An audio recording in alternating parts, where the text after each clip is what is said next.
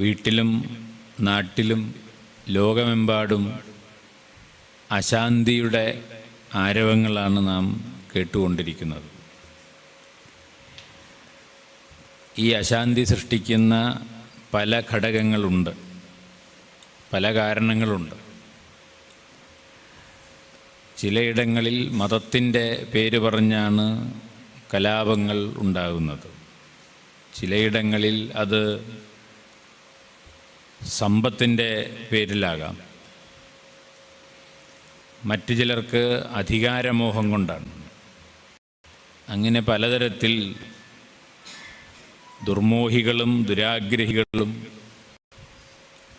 നീചന്മാരുമായ കുറേ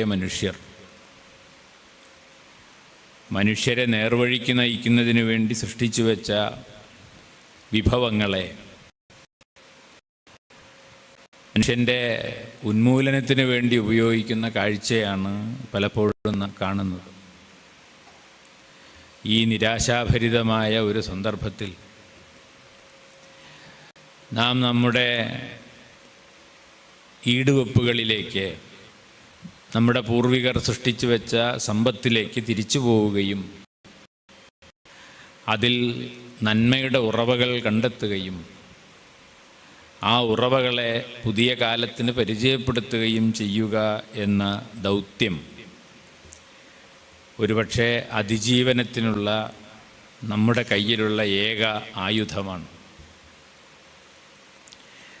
അതുകൊണ്ട് നമ്മൾ ലോകത്ത് നന്മ പ്രസരിപ്പിക്കാൻ ശ്രമിച്ച, നന്മയുടെ സന്ദേശം ലോകത്തേക്ക് എത്തിച്ച മഹത്തുക്കളായ മനുഷ്യരെ ഓർക്കുക. അവർ പറഞ്ഞ കാര്യങ്ങൾ പരമാവധി ജീവിതത്തിൽ പാലിക്കാൻ ശ്രമിക്കുക. അങ്ങനെ സത്യത്തിൻ്റെയും ധർമ്മത്തിൻ്റെയും വഴികൾ ആരായുക എന്നതു മാത്രമേ നമ്മെപ്പോലെ സാമാന്യ മനുഷ്യർക്ക് ചെയ്യാൻ കഴിയൂ. ഒരുപക്ഷെ അതാണ് ശാന്തിയിലും ധർമ്മത്തിലുമൂന്നിയുള്ള പ്രതിരോധം എന്ന് നാം തിരിച്ചറിയുന്നു. ആ തിരിച്ചറിഞ്ഞതിൻ്റെ ഭാഗമായിട്ടായിരിക്കണം നമ്മൾ ഒരുപക്ഷെ ഇവിടെ കൂടിയിരിക്കുന്നത് എന്ന് ഞാൻ വിചാരിക്കുന്നു. നമുക്കറിയാവുന്നതുപോലെ നാം ഇവിടെ ചർച്ച ചെയ്യുന്ന പ്രവാചകനും അദ്ദേഹത്തിൻ്റെ ജീവിതവും അദ്ദേഹം സൃഷ്ടിച്ച മഹത്തായ ആശയങ്ങളും അതിനെ പിന്തുടർന്ന് രൂപപ്പെട്ടു വന്ന ഒരു മതവും സംസ്കാരവുമൊക്കെ വലിയ തോതിൽ അപമാനിക്കപ്പെട്ടുകൊണ്ടിരിക്കുന്ന ഒരു ലോകത്താണ് നാം ജീവിക്കുന്നത്. പ്രത്യേകിച്ചും നമുക്കറിയാവുന്നതുപോലെ ഒരു 10-20 കൊല്ലം മുമ്പ് ലോകത്തുണ്ടായ ചില രാഷ്ട്രീയ സംഭവങ്ങൾക്ക് ശേഷം ഇസ്ലാം മതത്തെയും മുസ്ലിങ്ങളെയും തീവ്രവാദികളാക്കിയും സമൂഹമധ്യത്തിൽ അപമാനിച്ചും വലിയ പ്രചാരണമാണ് നടന്നുകൊണ്ടിരിക്കുന്നത്. ആ പ്രചരണം തുടങ്ങിവെച്ചത് അമേരിക്ക എന്ന് പറയുന്നൊരു ശക്തിയാണ് എന്ന് നമുക്കറിയാം. അങ്ങനെയാണ് ഇന്ന് നമുക്കേറെ പരിചിതമായ ഇസ്ലാമോഫോബിയ എന്നൊരു വാക്ക് വാസ്തവത്തിൽ ലോകമെമ്പാടും പ്രചരിച്ചത്. വാർ അഗെയിൻസ്റ്റ് ടെററിസം, തീവ്രവാദത്തിനെതിരെയുള്ള യുദ്ധമാണ് മനുഷ്യരെ രക്ഷിക്കാൻ, മനുഷ്യ സമൂഹത്തെ രക്ഷിക്കാനുള്ള ഏക പോംവഴി എന്ന് അമേരിക്ക ലോകത്തെ പഠിപ്പിക്കാൻ തുടങ്ങി.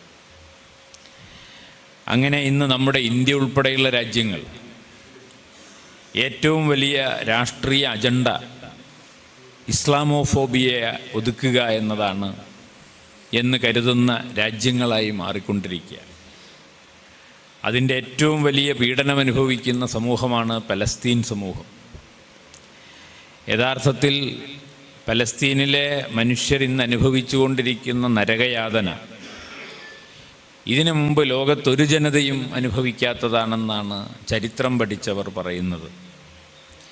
അത്രമേൽ അപകടകരമായ, ദീനമായ, ദയനീയമായ ഒരു ജീവിതാവസ്ഥയിലൂടെയാണ് പലസ്തീനികൾ കടന്നു പോകുന്നത്.